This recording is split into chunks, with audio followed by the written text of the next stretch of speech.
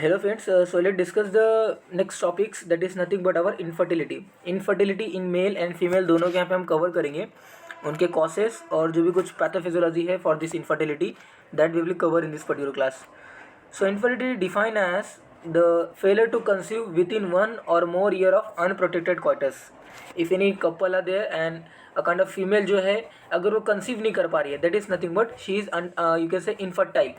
तो type of infertility दो type के हैं, primary infertility and secondary infertility. Primary infertility means those patient who have never conceived. Okay, कोई भी pregnancy नहीं हुई है, कोई भी चाइल्ड उनके पास नहीं है, that is called as a primary infertility. Primary infertility denotes those patient या those couples या those females who have never conceived.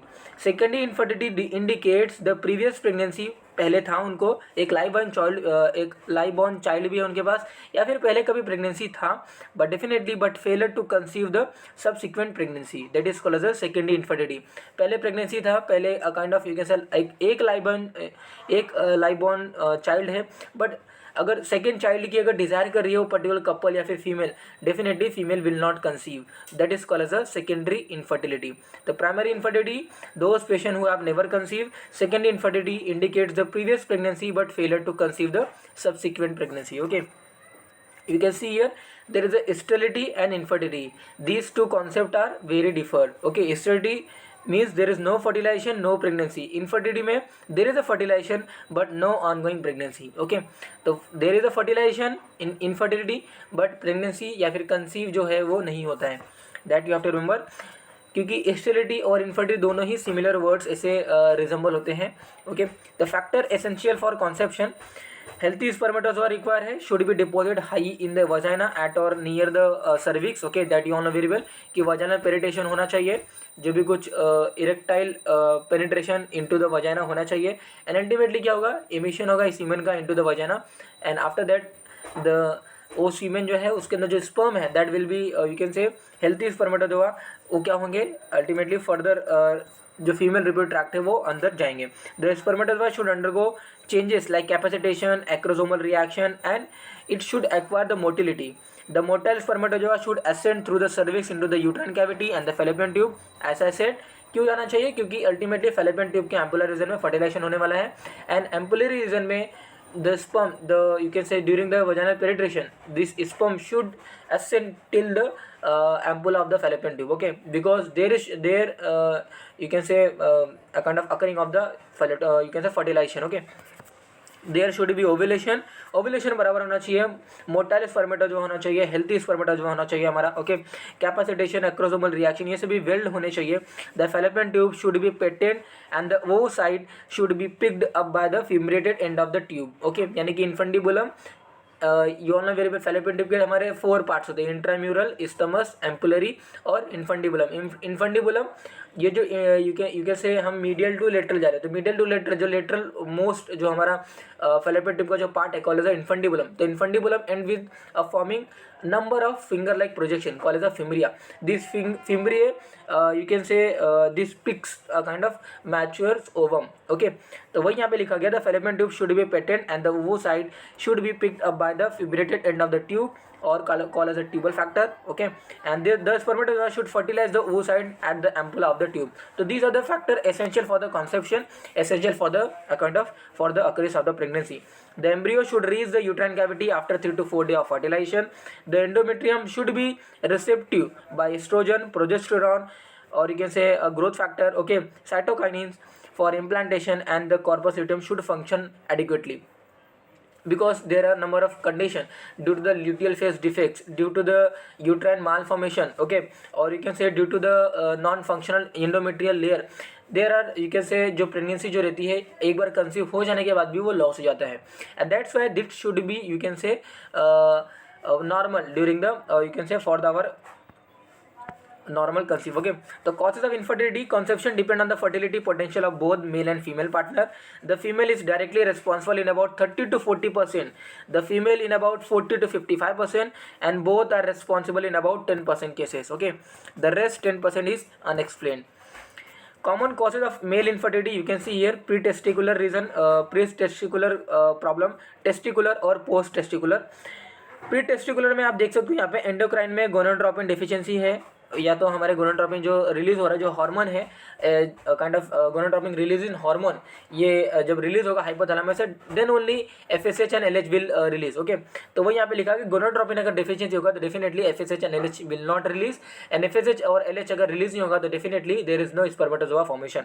Okay, obesity है, थायराइड डिसफंक्शन है, हाइपरप्रोडक्टिमिया है, these are the condition by which a kind of you can say endocrine system they get imbalanced। okay, psychosexual problems like erectile dysfunction, impotency। Drugs में देखिए कौन कौन से drugs, anti hypertensive या फिर anti psychotic, ये जो ड्रग्स है ना अल्टीमेटली ये प्री टेस्टिकुलर यानी कि टेस्टिक्स से इनका कोई रिलेशन नहीं है, बट डेफिनेटली एंडोक्राइन जैसे मैंने आपको बताया, साइकोसेक्सुअल जो है ये यू कैन से जो प्रॉब्लम्स है, ड्रग्स एंटी हाइपरटेंसिव और anti psychotic more and more drug consume करने की वजह से, या फिर excess consumption of the anti hypertensive agents या फिर anti psychotic agent, definitely that leads to a kind of you can say spermatozoa जो फॉर्मेशन होगा वो कम बनेगा या फिर नहीं बनेगा। तो वही यहाँ पे बताया गया है, जेनेटिकली भी ये हो सकता है। Okay, Klinefelter syndrome, you all know very well, most important examination. Testicular अगर बात करें तो इमोटाइल सीलिया होगा, अगर टेस्टिस में कोई प्रॉब्लम की अगर बात करें तो देर में चांसेस की जो सीलिया है वो यू कैन से इमोटाइल है, या फिर जिन्हें हम क्या बोलते हैं कैरेटाजेनस सिंड्रोम बोलते हैं। क्रिप्टोकार्डिज्म भी हो सकता है, टेस्टिस डिसेंडेंट नहीं हो सकता है, undescended testis call as cryptorchidism. Okay, या फिर बहुत सारे इन्फेक्शन हो सकते हैं, mumps, orchitis, toxins like drugs, smoking, radiation, they leads to a kind of you can say radiation, smoking, drugs, they leads to kind of you can say जो tissues होते हैं ना टेस्टिस में, सोमिनिफेरस ट्यूब्यूल्स वगैरह जो भी कुछ रहते हैं, उनके जो सेल्स होंगे वो हैम्पर हो जाते हैं due to this kind of smoking and radiation. Okay, तो टेस्टिकुलर इंपैक्ट देखने को मिल रहा है। Varicocele again affect the you can say temperature. Okay, जो भी कुछ इंट्रा टेस्टिस में जो टेम्परेचर मेंटेन होना चाहिए for the spermatozoa formation, definitely varicocele means क्या होता है कि there is a you can say accumulation of water you can say back of the जो भी कुछ टेस्टिस है। तो varicocele leads to a kind of again there is a you can say testis में प्रॉब्लम क्रिएट करता है। Immunological भी हो सकता है वो, सर्टोली सेलोली सिंड्रोम भी हो सकता है। तो जो भी कुछ इंपॉर्टेंट है वो आपको इतना पता होना चाहिए। पोस्ट टेस्टिकुलर प्रॉब्लम में देख सकते हो obstruction of efferent duct. Okay, then acquired infection में ट्यूबरकुलोसिस, गोनोरिया, ये सभी के जैसे भी again there is a chances of you can say male infertility. Okay, others में देखिए इजैकुलेटरी फेलर है, रेट्रोग्रेड इजैकुलेशन है, हाइपोस्पैडियस है, ब्लैडर नेक सर्जरी है, these are the important causes of our male infertility. तो we will see one by one. Pre testicular reason में आप देख सकते हो टॉक्सिक हैबिट्स लाइक स्मोकिंग वगैरह, अल्कोहल ले रहा है, फूड ले रहा है। Okay, food means junk food वगैरह ले रहा है, तो definitely that leads to a kind of you can say less formation of spermatozoa या फिर less sperm will be form. Okay, testicular reason में हाइड्रोसील है, वेरिकोसील है। पोस्ट टेस्टिकुलर जो रीजन है या फिर जो कॉसेस है, the blockage. Post testicular means testis में नॉर्मल स्पर्म बन रहा है बट डेफिनेटली कैरी अगर उसका नहीं होगा बराबर, वास डिफरेंस में कोई अगर प्रॉब्लम रहेगा, या फिर एपिडिडाइमिस अगर में उसमें अगर कोई प्रॉब्लम रहेगा, इजैकुलेटरी ड्रग्स जो है उसमें कोई प्रॉब्लम रहेगा, तो definitely call as a post testicular causes for this male infertility. Okay, तो कॉजेज ऑफ मेल इनफर्टिलिटी देखिए, हाइपोथैलेमिक पिट्यूटरी जो डिसऑर्डर्स है 1 to 2% वो रोल प्ले करते हैं। Primary gonadal disorders 30 to 40%, disorders of sperm transport 10 to 20%। Okay, यानी कि healthy sperm बन रहा है बट अगर उसका ट्रांसपोर्ट ही बराबर नहीं होगा, definitely that also leads to a kind of male infertility. Idiopathic is 40 to 50%। Congenital causes देखिए, undescended testis called as a cryptorchidism, hormone secretion remain unaffected but the spermatogenesis is depressed due to the undescent testes. Okay, vast difference is absent in about 1 to 2% of infertile male. Keratogenous syndrome is क्या होता है, loss of ciliary function and sperm motility called as a keratogenous syndromes। तो ciliary function अगर नहीं रहेगा अ kind of you can से sperm की, या फिर स्पर्म की मोटिलिटी अगर कम हो गई है, तो that leads to a kind of syndrome called as a Kartagener's syndrome, and again that leads to a kind of infertility. Okay, sperm की मोटिलिटी बराबर नहीं रहेगी तो डेफिनेटली आप जानते हो कि स्पर्म में वजाइनल पेनिट्रेशन होने के बावजूद भी वो फैलोपियन ट्यूब में नहीं पहुंच पाएगा। Okay, hypospadias means causes failure to deposit sperm high in vagina. ये देखिए काइंड ऑफ देख सकते हो, स्पर्म काउंट नॉर्मल होना चाहिए, स्पर्म की मॉर्फोलॉजी बराबर होनी चाहिए। स्पर्म की morphology means kind of mitochondria होना चाहिए उसके पास एक प्रॉपर लुब्रिकेटेड टेल होना चाहिए। It should be properly you can say motile. Okay, तो ये सभी प्रॉपर्टी होनी चाहिए। Sperm should be motile, thermal factor देखिए, scrotal temperature is raise in condition such as varicocele. Varicocele interferes with the cooling mechanism और increase the catecholamine concentration. However no definite association between the varicocele and infertility has been established. But you should know कि varicocele की वजह से temperature बढ़ जाता है, क्योंकि scrotum में या फिर जो टेस्टिस जो है वो डिसेंड हो रही है. You all know very well again कि ओवरीज बॉडी के अंदर, फीमेल्स में ओवरी बॉडीज़ के अंदर रहती है और वहाँ पे ओवम का फॉर्मेशन होता है. बट मेल्स में क्या होता है, जो स्पर्मेटोजेनेसिस जो प्रोसेस है ना, वो काइंड ऑफ एक से थर्मोरेगुलेटरी सिस्टम में ही होता है. मीन्स स्पर्मेटोजेनेसिस या फिर स्पर्मेटोजोआ की जो फॉर्मेशन है वो एक काइंड ऑफ कूलिंग टेम्परेचर, यानी कि जो बॉडी टेम्परेचर हो उससे लेस टेम्परेचर में क्या होता है, काइंड ऑफ दिस फॉर्मेशन, यानी कि फॉर्मेशन ऑफ स्पर्म ये होता है. एंड दैट्स वाई टेस्टिस का डिसेंड होना necessary, otherwise spermatozoa will not form. Okay, या फिर अगर फॉर्म भी होगा तो you can say fragile form होगा और बाद में वो डिस्टर्ब हो जाएगा. तो however no definite association with the varicocele and infertility has been stripped, but there is a chances due to the varicocele, there is a chances कि infertility हो सकती है. Hydroxyl again a kind of oligospermia, hydrocele से oligospermia होगा. Okay, फिर testicular मैंने आपको ऐसे भी रीजन बताया. इन्फेक्शन में देखिए मम्स ऑर्काइटिस आफ्टर प्यूबरिटी में permanently damage the spermatogenesis. Okay, orchitis means a kind of जो हमारे रहते हैं ना, you can say inflammation of the testis. Okay, quality of sperm is adversely affected by chronic systematic illnesses like bronchitis. Okay, bacterial और viral infection of the seminal vesicles और prostate depresses the sperm count. So these are the infection, bacterial infection, viral infection, again depresses the sperm count. Quality of sperm is adversely affected by our chronic systematic illnesses like you can say bronchial asthma है, bronchiectasis है. ओके, तो ये सभी अगर chronic systematic infection होगा या फिर you can say bacterial और viral infection होगा, that also leads to a kind of you can say oligospermia. Okay, general factor देखिए, chronic debilitating disease like cystic fibrosis है, सीओपीडी है, सेरेब्रल पाल्सी है, rheumatoid arthritis है. तो this you can say this problems again playing the role in the infertility. Okay, as a cause of infertility. तो malnutrition और having smoking reduces the spermatogenesis. I already explain this. Okay, alcoholic inhibits spermatogenesis and either by suppressing the Leydig cell synthesis of testosterone और possibly by suppressing the gonadotropin level. Okay, either it जो alcohol है, either it suppress the gonadotropin secretion or it will suppress the Leydig cell synthesis. Leydig cell क्या करता है, Leydig cell ultimately interstitial cell होता है for the formation of you can say of our testosterone. Okay, तो testosterone जो secrete होने वाला है, टेस्टोस्टेरोन जो सीक्रेट होने वाला है, that will not secrete due to the you can say suppressing Leydig cell synthesis due to by our alcohol. Okay, तो alcohol inhibits the Leydig cell synthesis. Alcohol inhibits the suppression of gonadotropin releasing hormone, and ultimately these are the promoting factor for our you can say infertility. Okay, तो ओलिगोजूस्पर्मिया है, एस्टेनोजूस्पर्मिया है, दोनों को मिलाकर हम oligo एस्टेनोजूस्पर्मिया बोलते हैं. ओलिगोस्पर्मिया, एस्टेनोजूस्पर्मिया, दोनों को मिलाकर. ओलिगो मीन्स कम स्पर्म बन रहा है, लो काउंट, और जो कम बन भी रहा है और लेकिन मोटिलिटी कम है. ओके, अगर कम बन रहा है तो हम उसको ओलिगोजूस्पर्मिया बोलेंगे, लेकिन अगर नहीं बन रहा है तो उसको हम अजूस्पर्मिया बोलते हैं. ओलिगो मीन्स कम होता है बट ओलिगोजूस्पर्मिया कम काउंट. ओके, एस्टेनोजूस्पर्मिया यानी कि मोटिलिटी जो है स्पर्म के बराबर नहीं है. और एक वर्ड आता है azoospermia. Azoospermia means sperm count ही नहीं है. Okay, there is no formation of sperm, that is called the azoospermia. Oligozoospermia, asthenozoospermia दोनों कंबाइन होके ओलिगो एस्टेनोजूस्पर्मिया हम बोलते हैं. Bear the poor motility and the low count of the sperm. Okay, तो oligostenozoospermia means low count and poor motility of the sperm. Asthenozoospermia means poor motility of the sperm.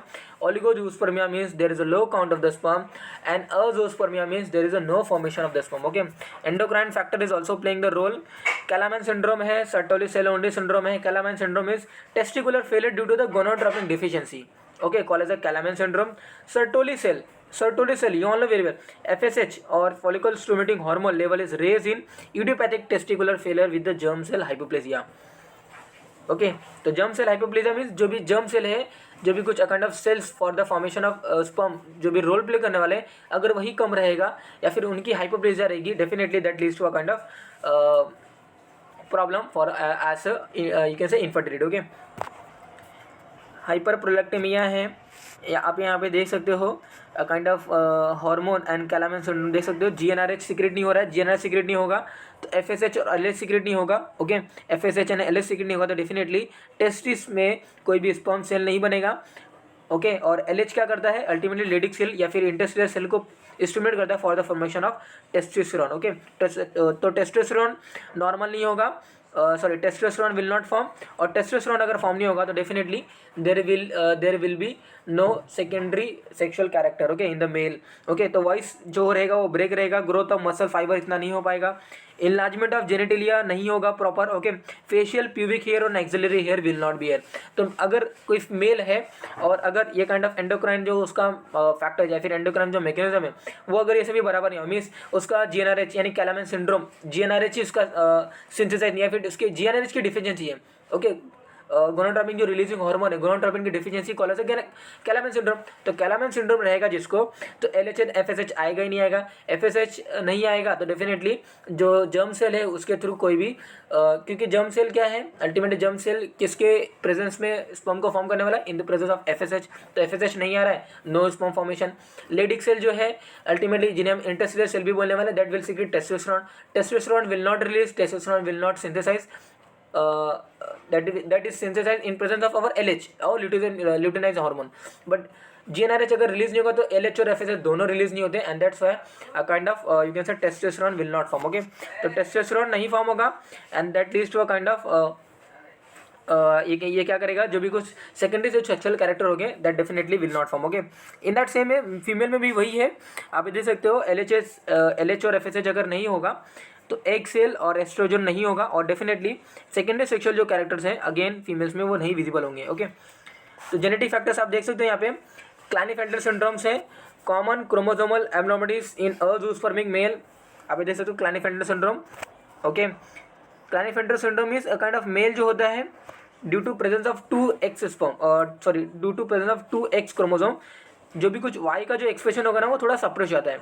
तो Klinefelter syndromes, gene deletion, these are the genetic factors of our infertility called as a male infertility। Okay, iatrogenic factors में radiation है, cytotoxic drug है, नाइट्रोफ्यूरिनेशन है, सिमेटाडाइन kind of जो drug होते हैं like our H2 blocker, सिमेटाडाइन है, beta blockers हैं, okay, anti hypertensive जो एजेंट्स हैं, एंटी कन्वर्जन एजेंट्स हैं, एंड एंटी डिप्रेसेंट जो ये सभी जो ड्रग्स होते हैं ना, that definitely that leads to a kind of oligospermia, azoospermia, asthenozoospermia, oligoasthenozoospermia. तो ये सभी जो कंडीशन है ना, definitely this condition arise due to a kind of this due to this causes. Okay, like beta blockers consume कर रहा है वो, anti hypertensive agent more and more consume कर रहा है, एंटी कन्वर्जन एजेंट कंज्यूम कर रहा है, एंटी डिप्रेसेंट एजेंट कंज्यूम कर रहा है। ओके, तो due to drug, due to food behaviour also there is a you can say formation, less formation of, और you can say low formation of sperm. Okay, और मोटिलिटी में भी hampering देखने को मिलता है।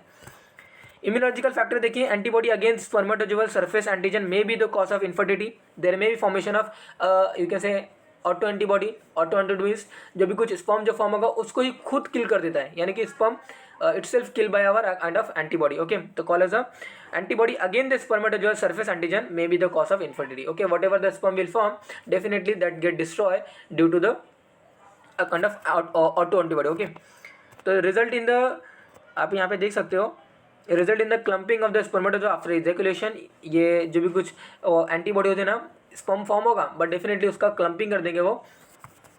Okay, obstruction of the efferent ducts, again they may play in the kind of infertility, the efferent ducts may be obstructed by infection like tubercular, gonococcal and or by surgical trauma following vasectomy. Okay, the efferent duct may be obstructed by infection like tuberculosis की वजह से efferent ducts obstructed हो सकता है, gonococcal infection की वजह से obstructed हो सकता है, या फिर कोई सर्जिकल ट्रॉमा लाइक हर्नियो, ये देखिए हर्नियोपैथी यहाँ पे मेंशन किया गया है, following vasectomy।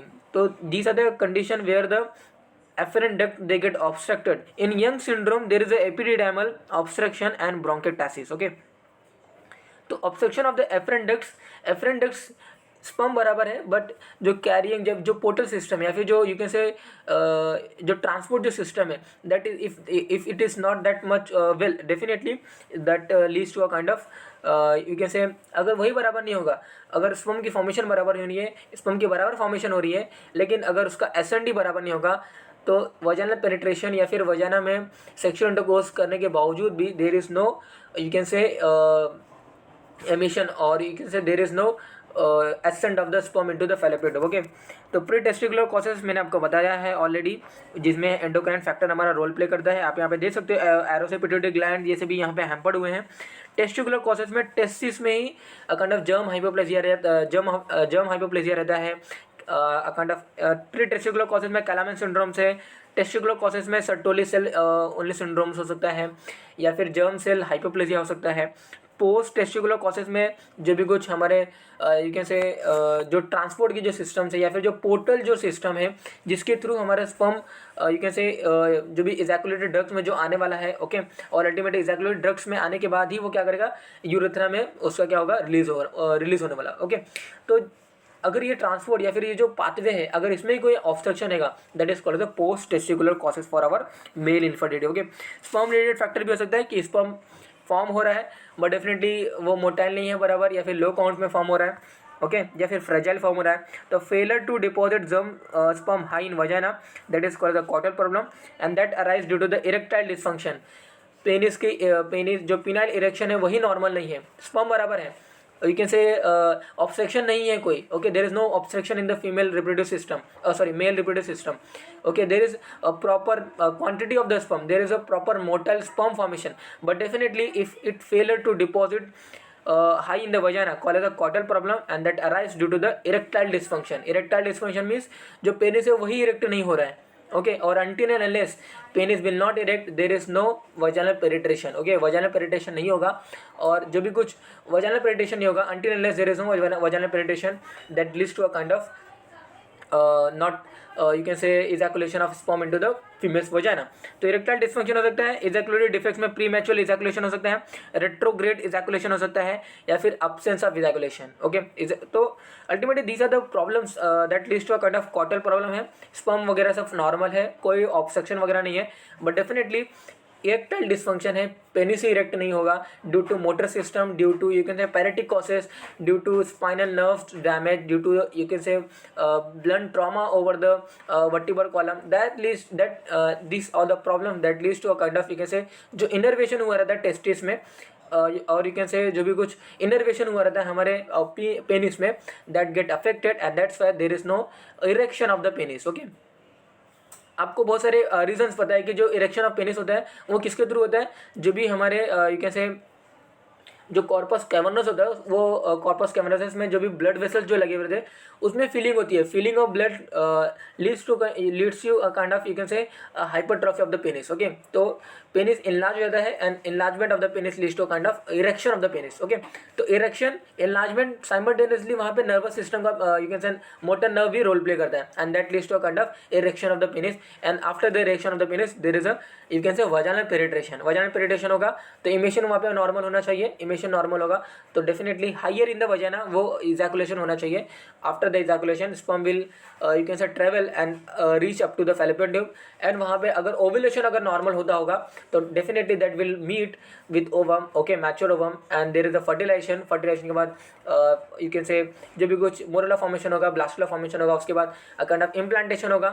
ओके, इम्प्लांटेशन के बाद there is a you can say growth, further growth, and there is a fetus sorry, पहले एम्ब्रियो फॉर्म होगा, बाद में फीटस फॉर्म होगा, और बाद में काइंड ऑफ डिलीवरी हो जाएगी। ओके, तो हाइपोस्पैटिस भी हो सकता है, यहाँ पे देख सकते हो रेट्रोग्रेड इजैकुलेशन हो रहा है, ejaculation occurring and semen flow to the bladder. Okay, retrograde ejaculation जिन्हें बोलेंगे, तो it happen due to the relaxation of the internal urethral sphincter, तो कॉन्ट्रैक्शन ऑफ द एक्सटर्नल ये देखिए urethral sphincter. Okay, hypospadias means जो भी urethral की जो ओपनिंग है ना टिप पे नहीं होगी, आप देख सकते हो टिप पे कोई ओपनिंग नहीं है, तो नॉर्मली यूरेथ्रल की जो ओपनिंग होती है टिप पे काइंड ऑफ सेंट्रल ओपनिंग होनी चाहिए, बट डेफिनेटली अगर वो बिलो रहेगा यूरेथ्रल ओपनिंग, आप देख सकते हो सेकंड डायग्राम में यूरेथ्रल ओपनिंग क्या है, हाइपोस्पैटिस है यानी कि बिलो है, एपिस्पैटिस होता है यानी कि अब यू कैसे अपर पार्ट में अगर वो ओपनिंग रहेगी तो यानी कि प्रॉपर तरीके से इजैकुलेशन नहीं होगा, that definitely leads to a kind of problem. Okay, problem क्या होगा कि काइंड ऑफ नॉर्मल इजैकुलेशन नहीं होगा तो definitely sperm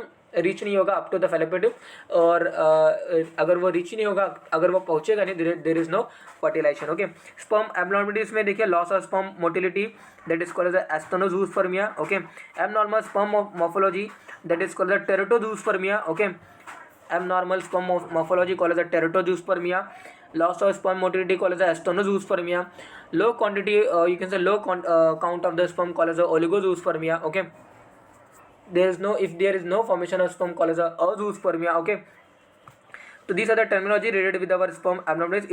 Error in the seminal fluid देखिए, unusually high and low volume of ejaculates. Okay, low fructose count, high prostaglandins content. Okay, these are the, you can say, errors found in the seminal fluid. Okay, because they also play a role for, you can say, maturation, as for maturation of the sperm, or you can say it provide the nutrition to the sperm. Okay, prostaglandins ultimately क्या करेगा, you can से वो uterine contraction करता है, तो uterine contraction से क्या होता है, स्पर्म डेफिनेटली थोड़ा सा स्टिमुलेट होता है to for the fallopian tube. Okay, तो यूट्राइन कॉन्ट्रैक्शन करेगा. यूट्राइन कॉन्ट्रैक्शन प्रोस्टाग्लैंडिस इसमें रहता है, अकाउंट ऑफ प्रोस्टाग्लैंडिस, हमारे प्रोस्टाग्लैंड जो मेल के रहते हैं ना, उसके थ्रू प्रोस्टाग्लैंडिस रिलीज होता है. तो प्रोस्टाग्लैंडिस अल्टीमेटली फीमेल्स में रिलीज होता है, but definitely along with that male में भी रिलीज होता है for the uterine contraction, for the uterine contraction. Okay, तो यूट्राइन कॉन्ट्रैक्शन जब ये मेल यू कैन से जब ये ड्यूरिंग द इजैकुलेशन या फिर ड्यूरिंग द पेनिट्रेशन वगैरह जब इजैकुलेट होगा ना स्पर्म इन द फीमेल वजाना, उसके बाद जैसे वो ऊपर जाएगा, यानी कि ऊपर में यूट्राइन कैविटी में जैसे वो जाएगा, definitely there is a contraction of the uterus. Okay, and जैसे uterus will contract, definitely sperm will stimulate to stem motive, you can say stimulate होगा या फिर यू कैन से एक्टिवेट हो जाएगा up to the fallopian. Okay, causes of asthenozoospermia यानी कि motility कम हो गई है. ओके, मोटिलिटी स्पर्म को कम करने के लिए देखिए वेरिकोसिल है, स्पर्म प्रोडक्शन अगर कम रहेगा, टेस्टिकुलर इंजरी हो गई है, हार्मोनल इम्बैलेंस है, जेनेटिक्स है, स्मोकिंग, अल्कोहलिज्म, न्यूट्रिशनल डिफिशियंसीज या फिर स्पर्म एंटीबॉडी अगर फॉर्म रहेगा, तो that leads to a kind of asthenozoospermia. Asthenozoospermia means sperm की मोटिलिटी क्या हो गई है, कम हो गई है. और अगर स्पर्म ही मोटाइल नहीं होगा, if there is no formation of motile sperm, then definitely ज़्यादा क्वांटिटी में रहेगा या फिर सेमिनल फ्लूइड नॉर्मल रहेगा, sperm you can say penile erection भी रहेगा, ये सभी यू कैन से वेस्ट हो जाएगा. Okay, due to low sperm motile. Okay, तो मोटिलिटी शुड बी प्रॉपर. और मोटिलिटी के यू कैन से हैम्पर करने वाले जो कॉजेज है, टेस्टिकुलर इंजरी हो सकता है, blow to the external genitalia, sperm production problem हो सकता है, वेरिकोसिल हो सकता है, hormonal imbalances, genetics, smoking, sperm auto sperm antibodies. Okay, या फिर न्यूट्रिशनल डिफिशियंसीज या फिर alcoholism. These are the causes for our एस्थेनोजूसपर्मिया.